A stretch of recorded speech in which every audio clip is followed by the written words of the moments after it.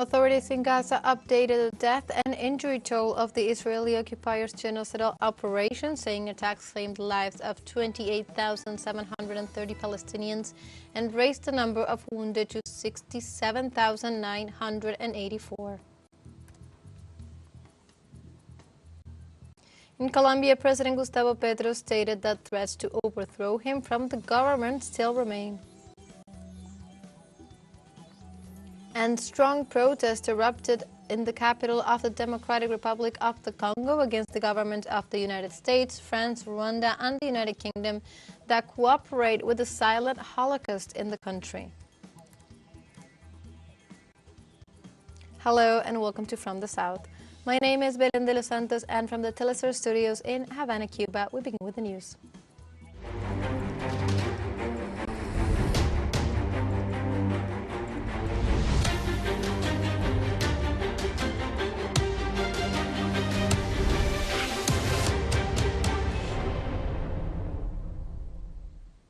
Authorities in Gaza on Wednesday updated the death and injury toll of the Israeli-occupied genocidal operation, saying attacks claimed the lives of 28,730 Palestinians and raised the number of wounded to 67,984. On the 131st day of the genocide in Gaza, the health ministry indicated that Zionist army bombed again refugee camps in Deir al-Balah and Nuseirat in central Gaza. On the other hand, Palestinian authorities reported that the siege persists also in Khan Yunis, where occupation forces opened fire from a helicopter. In this regard, according to the latest data from the UN's Office for the Coordination of Humanitarian Affairs, 360,000 Gazan homes or residential units have been destroyed or damaged, 392 educational facilities were devastated, and only 11 out of 35 hospitals are partially functioning. In this context, the leader of the Lebanese resistance movement Hezbollah, Hassan Nasrallah, highlighted the heroism of the Palestinian people and assured that Israel continues to reap failures after 130 days of genocide against the Gaza Strip. Nasrallah stressed that the occupation faces a policy of impotence. The Hezbollah leader expressed that Lebanon's actions in support of Gaza will continue until Israel's aggression ceases and a ceasefire is established. He also assured that the Lebanese resistance is determined to confront the enemy at any level and that it will not accept the conditions that Israel presented to the West to avoid an escalation in the region. Nasrallah added that the origin of the destabilization in the region was the creation of the Israeli occupation entity. And finally, the Hezbollah leader assured that the actions in favor of Gaza are an honest response to the moral and religious responsibility of his people. What we have been doing in Lebanon for 130 days and what our brothers on other support fronts are doing is an honest response to the humanitarian, moral, faith, and religious responsibility that falls on each one of us. Our responsibility today is to preserve these achievements, and sustaining the achievement or the victory is more difficult than reaching the achievement or the victory. The secretary of the Lebanese resistance movement, Hezbollah, assured that the existence of Israel is a danger to the peoples of the region. The existence of Israel is a calamity for the whole region, and a strong Israel was a danger. But a fearful and deterred Israel represents a less dangerous and harmful situation for the peoples of the region. Also, Nasrallah stressed Hezbollah's national responsibility in maintaining a resistance front to defeat Israel. The Lebanon front had to be open to prevent Israel from winning and defeating it, and this is a national responsibility. Since the beginning of the battle on the Lebanese front until today, we have been hearing, as is the case in other countries, as well as in Yemen, Iraq, and various places, about this battle and its feasibility, and there is no problem with the discussion. The Lebanese front is important to defeat Israel, and an Israel victory in the Battle of Gaza is a danger to the region. The Palestinian resistance movement Hamas on Wednesday announced the alleged special operation by Israeli forces to rescue 2 Argentine citizens as a fraud. In the sense, Hamas assured that the alleged hostages were never in its hands and added that the rescued Israeli citizens were in the hands of a family that charged for their rescue. On the other hand, the resistance movement also denounced that a British intermediary was the link between the Abu Sarwar family and the Jewish relatives. It should be noted that the exchange cost $2 million, $1 million for each kidnapped person, while compensation for the demolition of the Sarwar's homes also was part of the agreement. In this way, Mohammed Nassel, a senior official of the Islamic resistance, assured that it was another lie of the occupier and that the two Israeli citizens were handed over peacefully by their family. The United States scores a new failure in the unilateral process as it is trying to lead in the Middle East. Without agreement, Egypt, Qatar, and Israel leave. According to a statement by the Egyptian presidency, the talks between the Egyptian President Abdel Fattah el-Sisi and the CIA Director William Burns, together with the head of the Egyptian intelligence Abbas Kamel, focused on the release of hostages, but also addressed the objectives of a ceasefire, protecting civilians and activating the two-state solution with the creation of an independent Palestinian state. No representative of the Islamist group Hamas was present at the meeting. Only the CIA director remains in Cairo. Although Egypt assures that the consultations were positive, there is no balance sheet on the scope or the agreements. Meanwhile, the independent panel investigating the allegations against United Nations Relief and Works Agency for Palestinian Refugees, the UNRWA, began its work on Wednesday. The initiative is coordinated by the former Chancellor of France, Catherine Colonna, and brings together experts from Sweden, Norway, and Denmark. The panel is due to submit an interim report to Guterres in late March and a final one in late April, with, if necessary, recommendations for improvement and strengthening of the agency's mechanisms. The group will review mechanisms and procedures currently in place at the humanitarian agency to ensure its neutrality and determine whether there are indeed ties to the Palestinian resistance group Hamas.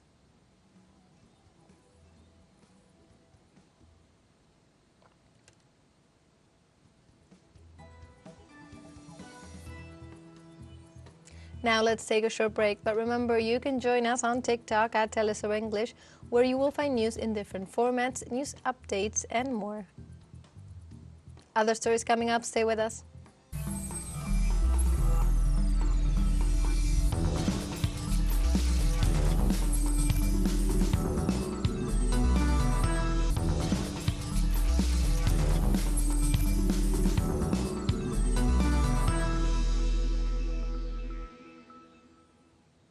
Welcome back to From the South. In Colombia, President Gustavo Petro stated on Tuesday that threats to overthrow him from the government still remain. President Petro stated this during a speech at the Industrial University of Santander in the city of Bucaramanga in the northeastern part of the country. In addition to reiterating the need to democratize Ecopetrol, he made harsh remarks to the judicial branch. About the state oil company, he even assured that the arrest of its president and also of the president of the union had been announced. As for the positions of the control agencies against him, he ratified that the threats to overthrow him persist. Petro also warned that members of his cabinet are victims of judicial persecution and warned about the attempts of certain sectors to establish an institutional rupture.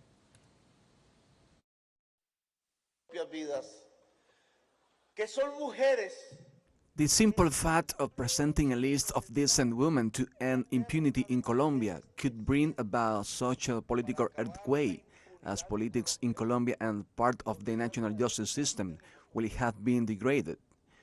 When the sense becomes revolutionary, that is what we are seeing. And therefore, if we want or if we are going to be overthrown, as they say, make it worth it. Let the deepest possible transformation be made. We must accelerate the pace.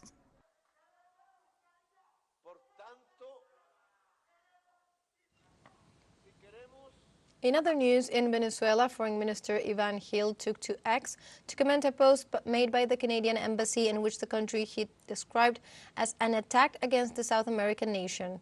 In this way, Gil stated, and we quote, that the government of Canada trapped in its superiority complex, believing itself to be an empire, and from its moral misery, insists on attacking Venezuela. Get your noses out of our country. Later on, he commented on the Canadian interference, stating that incapable of condemning true human rights violations in the world, such as the genocide in Gaza, and with a shameful record in its own territory, it demonstrates how mean and lying it can be to play into the hands of terrorists and destabilizers.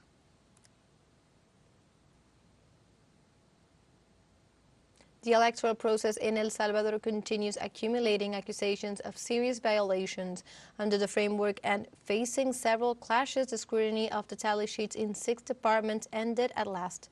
This operation that counts the votes for the Legislative Assembly is being carried out since the irregularities of the ballots were denounced. According to the Supreme Electoral Tribunal, the process was completed in the departments of Cabañas, San Vicente, Morazán, Cuscatlán, Chalatenango, and La Unión. The representatives of the different political and social groups that have been present in the headquarters report the excess of votes, including as well the presence of ballots without folds and marked with pens, among other illegal acts. In Argentina, provincial officials warn of an increase in transportation costs after the Milei government eliminated gas subsidies for public transportation and transportation companies. Officials from different provinces of Argentina warned about the increase in passenger transportation fares, most of them higher than 1,000 pesos, after this cut by the government of Javier Milei. In this way, the Minister of Transportation of Buenos Aires emphasized that with this announcement, the economy of the nation and the citizens in general would be affected. Finally, he pointed out that the removal of subsidies is a revenge for the fall of the so-called omnibus bill, and urged the administration to reflect on the damage that is being caused to the citizens. And the violence currently shaking Port-au-Prince, the capital of Haiti, has skyrocketed to unprecedented levels. More than 2,000 people have been displaced from their homes to flee criminal groups' warfare. Armed groups generated fear in the country, causing many people to flee their homes to avoid falling victim to clashes between rival criminal groups. According to the International Organization for Migration, between February 5th and 11th, around 2,686 people left their homes in areas of the capital to save their lives. The most affected municipalities, according to the report presented by the organization on Tuesday, are Carrefour, Cité Soleil, and Tabar. 94% of the people took refuge in the homes of relatives or friends, and the rest of them went to squares and schools. The United Nations organization warned about the unprecedented upsurge in criminal violence since mid-January of this year. The president of Cuba, Miguel Díaz-Canel, attended this Tuesday the last session of the second international meeting of theoretical publications of left political parties and organizations. He proposed actions to make the agreements reach sustainable. The president recalled that at the first meeting, the basis for uniting wills were proposed under the concept of responsibility, and from there to develop a socialist logic that faced the capitalist logic. In this second meeting, he stressed the need to find ways for action on a theoretical basis to produce impacts and results. Against this backdrop, he recalled the importance of the Operation Truth devised by the commander Fidel Castro.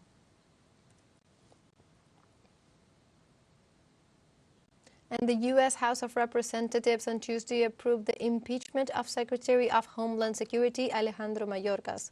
This way, he becomes the first presidential cabinet member to face impeachment in 150 years.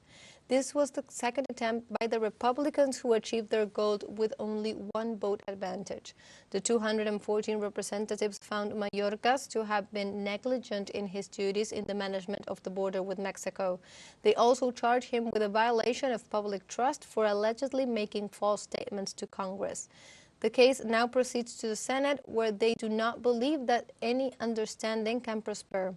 Mayorkas repeatedly defended himself, in which he argued that the exponential increase in migration from the south of the border is not his fault, but rather the legal immigration system that Congress has not been able to solve.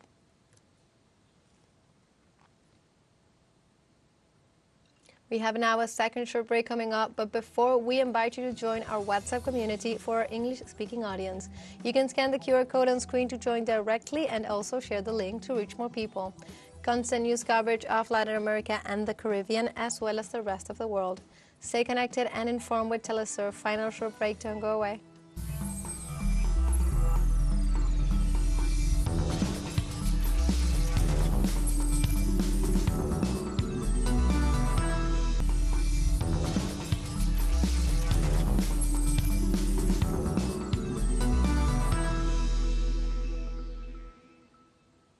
Welcome back to From the South.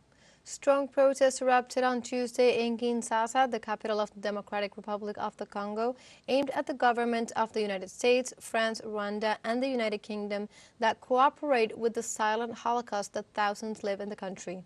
Demonstrators accuse Western countries of supporting the M23 rebel group that has committed bloody massacres in the eastern provinces of the country, such as North Kivu, South Kivu, and Ituri.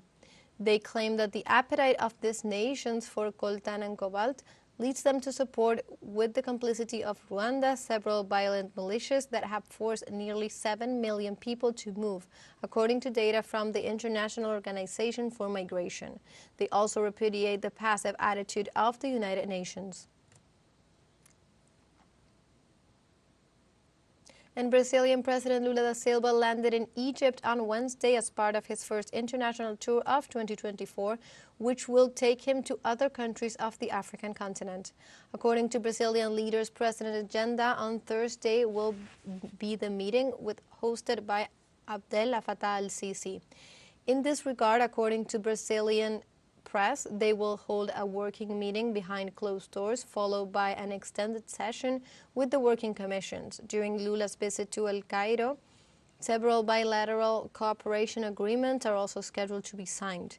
It should be noted that Lula has been a strong supporter of the Palestinian civilians since the beginning of the Israeli attack, and as part of his presence in Egypt, he will meet with the Secretary General of the Arab League, Ahmed Abdul-Ghait, before leaving for Ethiopia. And Indonesia awaits official results after holding elections and is now ranked as the third largest democracy in the world, having registered nearly 270 million voters. Polling stations closed on Wednesday afternoon without incidents. The candidate who left as a favorite, Prabowo Subianto, is the Minister of Defense in the current government. The provincial governors Agnes Paswedan and Prabowo wait to know which of them will become the substitute for the president, Joko Widodo, who serves the last term of his 2 terms in office, leaving the country as the first economy in Southeast Asia. In other news, the World Health Organization warned that more than 5 million people were infected with dengue fever in several countries around the world in 2023. Authorities said that out of the 5 million cases, 4.5 million were reported in the Americas, the highest number ever. Officials urged the population to take the corresponding measures to avoid the spread of the contagion and prevent the increase in deaths. On the other hand, representatives of the health agency pointed out that in Brazil, more than 3 million cases were reported, representing 68% of all infections.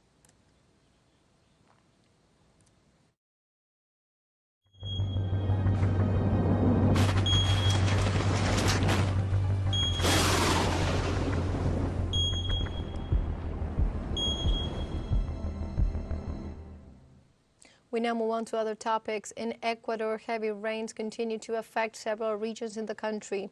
In the last hours, heavy rains continue impacting the provinces of the coastal region and part of the highlands. The Risk Management Secretariat informed through X that in the town of Chone, in the province of Manabí, and the Covento and Estero Gaspar, rivers overflowed, causing floodings in several sectors and several houses.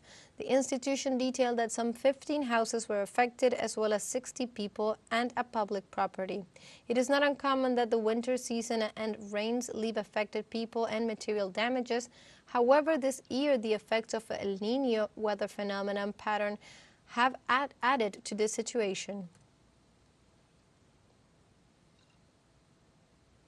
Meanwhile, in China, an increase in tourist demands in the recent days was recorded during the celebration for the Spring Festival. China Mobile Wutong data platform reported an increase in travel and foot traffic to cultural destinations since the start of the Lunar New Year festivities.